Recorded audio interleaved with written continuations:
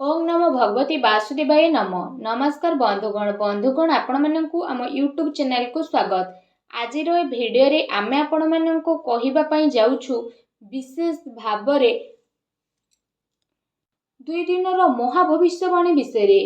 आगामी 2 दिन आपणकर किपरि कटिबो, किपरि आपणकर संपूर्ण दिन को पूरा स्पेंड करिवे, किपरि 2 दिन स्थिति रहिबो, केउ सब जिनिस रे आपणको फायदा मिलिबो, ता सहित केउ सब जिनिस रे आपणको सावधानता अवलंबन करबा पई पड़िबो। ए 2 दिन रे आपणको लव लाइफ रे स्थिति रहिबो, आपणको कैरियर रे स्थिति किपरि रहिबो। जदि कहबा 2 दिन रे महाभविष्यवाणी रे आपणकर कैरियर रो स्थिति किपरि रहिबो, आ स्वास्थ्य विषय रे मध्ये हम आपण मानकु कहिबो कि स्वास्थ्य आपणकर भलो रहिबो कि खराब रहिबो। आ वीडियो शेष रे म आपण मानकु किछि उपाय विषय रे मध्ये कहिबी, जहा द्वारा आपण ए आगामी 2 दिन रो भविष्यवाणी रो 2 दिन को बहुत भलो साब्यस्त करि परिबे। तेणु आगो को वीडियो आरंभ करबा पूर्वरु हमर आपणकु रिक्वेस्ट कि जदि आपण आम चैनल रे नुआ आछंती तो चैनल को सब्सक्राइब करंतु, आ संगरे नोटिफिकेशन बेल को मध्ये ऑन करंतु, जहा द्वारा समय समय रे नुआ नुआ वीडियो रो नोटिफिकेशन आपणक पाखरे पहुंची जिवो। तो आसंतु जानिबा किपरि रहिबो आपणक पई विशेष भाबरे आगामी ए 2 दिन रो महाभविष्यवाणी रो स्थिति। तो सबुठारु प्रथमे कहिबा कि कोन ए 2 दिन रे सतरे आपणक पई पॉजिटिव रहिबा पई जाउछि। जदि विशेष भाबरे कहिबा आपणक पई ए दिन रे सफलता प्राप्त करिवार बहुत भलो स्थिति बनुछि। संतान पक्षक ठारु संतुष्टि मध्ये आपणको विशेष रूप रे प्राप्त हेबो। समय अनुसार संतानक सहयोग मध्ये आपणको प्राप्त हेबो। ता सहित संतानकर कार्यकलाप तथा घर परिवार आवश्यकता उपरे आपण विशेष भाबरे आगको बढ़िबा पई ट्राई करिवे। आपणकर संचार कौशल विस्तारता आसीबो। ता सहित आपण प्रतिटी जिनिसरु विशेष भाबरे आगको बढ़िबे।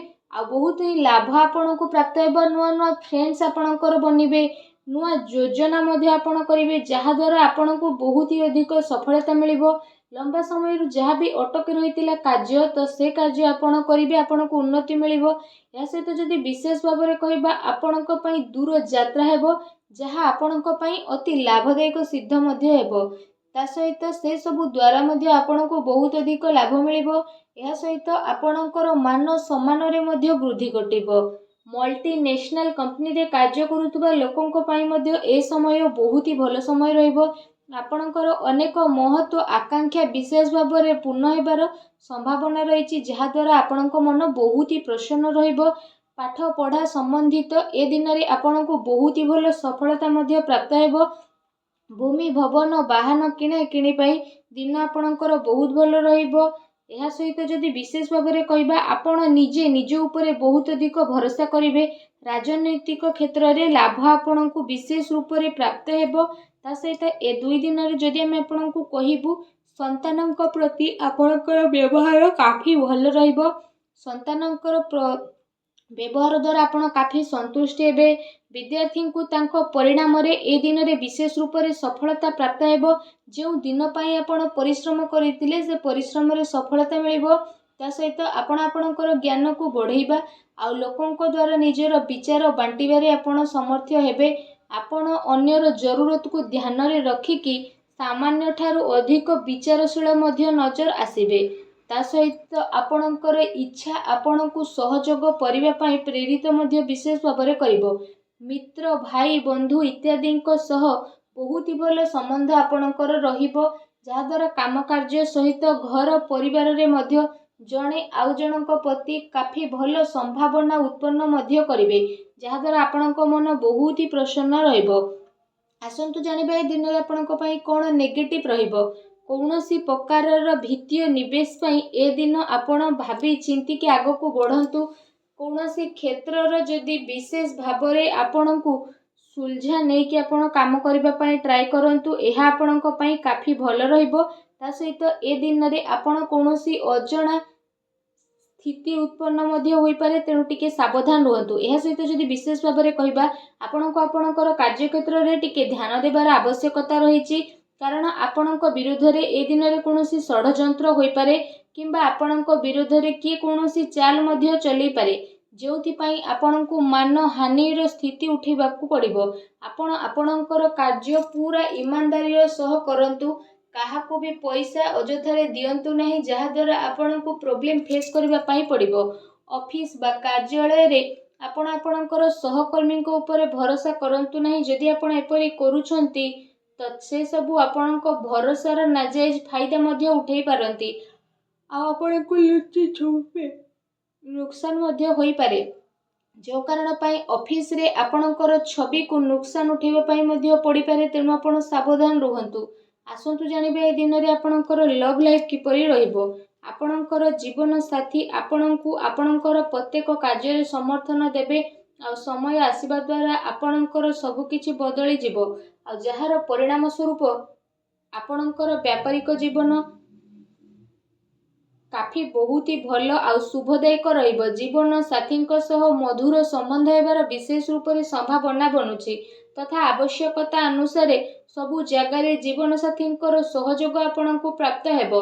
ସେଥିପାଇଁ ଜୀବନସାଥୀଙ୍କ ସହ ମଧୁର ସମ୍ବନ୍ଧ ବନେଇ ରଖିବା ଆପଣଙ୍କ ପାଇଁ ବହୁତ ଭଲ ରହିବ। ଏହା ସହିତ ଯଦି କହିବା, ଆପଣଙ୍କୁ ଏ କଥାର ଧ୍ୟାନ ମଧ୍ୟ ରଖିବାର ଅଛି କି ପ୍ରେମ ସମ୍ପର୍କ ଆପଣାପଣ ଏସବୁରେ ଚାଲିକି ଆପଣ ଆଗକୁ ବଢ଼ିବେ। ତା ସହିତ କୌଣସି ସମ୍ପର୍କରେ ବେଶୀ ଜିଦ୍ଦିପଣ ରଖନ୍ତୁ ନାହିଁ।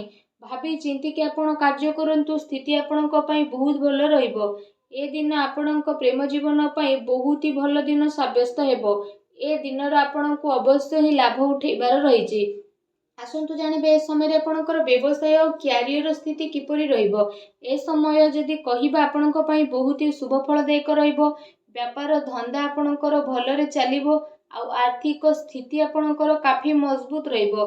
ଏ ସମୟରେ ଆପଣଙ୍କୁ ଆକସ୍ମିକ ଧନ ଲାଭର ଅନେକ ହିଁ ଯୋଗ ବନୁଛି, ଯାହାଦ୍ୱାରା ଆପଣଙ୍କ ମନ ବହୁତ ହି ପ୍ରସନ୍ନ ରହିବ। ତା ସହିତ ଯଦି କହିବା, ଆପଣଙ୍କୁ ଆପଣଙ୍କର କାର୍ଯ୍ୟରୁ ଏ ଦିନରେ ବହୁତ ଭଲ ଲାଭ ମିଳିବ, ଆଉ ଆପଣଙ୍କୁ ଆପଣଙ୍କର କ୍ୟାରିୟରରେ ଆପଣଙ୍କର ସ୍ଥିତି ବହୁତ ହି ମଜବୁତ ରହିବ। ଯଦି ଆପଣ କୌଣସି ମିତ୍ରଙ୍କ ସହ କିଛି ବ୍ୟାପାର କରୁଛନ୍ତି ତ ସେସବୁ ଦ୍ୱାରା ମଧ୍ୟ ଆପଣଙ୍କୁ ବିଶେଷ ଭାବରେ ଅଧିକ ଲାଭ ମିଳିବ। ଚାକିରି କରୁଥିବା ବ୍ୟକ୍ତି ବିଶେଷଙ୍କ ପାଇଁ ଏ ଦିନ ମିଲା ଜୁଲା ମଧ୍ୟ ରହିବାକୁ ଯାଉଛି। ବିଦ୍ୟାର୍ଥୀଙ୍କ ପାଇଁ ଏ ଦିନ ବହୁତ ହି ଭଲ ରହିବ। ଆସନ୍ତୁ ଜାଣିବା ଏ ସମୟରେ ଆପଣଙ୍କର ସ୍ୱାସ୍ଥ୍ୟ କିପରି ରହିବ। ଯଦି କହିବା, ଅନ୍ୟମାନଙ୍କର ସ୍ଥିତି ଆପଣଙ୍କ ସ୍ୱାସ୍ଥ୍ୟକୁ ପ୍ରଭାବିତ କରିବ। ସେଥିପାଇଁ ନିୟମିତ ଏବଂ ଭଲ ଦିନଚର୍ଯ୍ୟାର ଆପଣ ପାଳନ କରନ୍ତୁ। ସେଥିପାଇଁ ଆପଣ ଆପଣଙ୍କ ଖାଦ୍ୟପେୟ ଉପରେ ଧ୍ୟାନ ଦିଅନ୍ତୁ।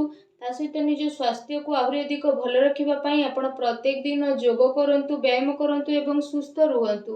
ଆସନ୍ତୁ ଜାଣିବା ଏ ଦିନରେ ଆପଣଙ୍କ ପାଇଁ କ'ଣ ବିଶେଷ ଉପାୟ ରହିଛି।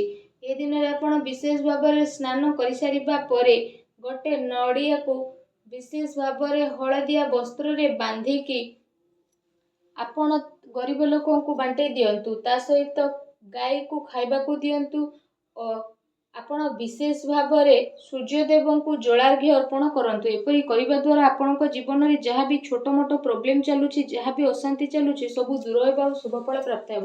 ଭିଡ଼ିଓଟି କେମିତି ଲାଗିଲା ଆମକୁ କମେଣ୍ଟ କରିକି ନିହାତି ଜଣାଇବେ। ଚ୍ୟାନେଲରେ ନୂଆ ଆସିଥିଲେ ଚ୍ୟାନେଲକୁ ସବସ୍କ୍ରାଇବ୍ ମଧ୍ୟ କରିବେ। ଧନ୍ୟବାଦ।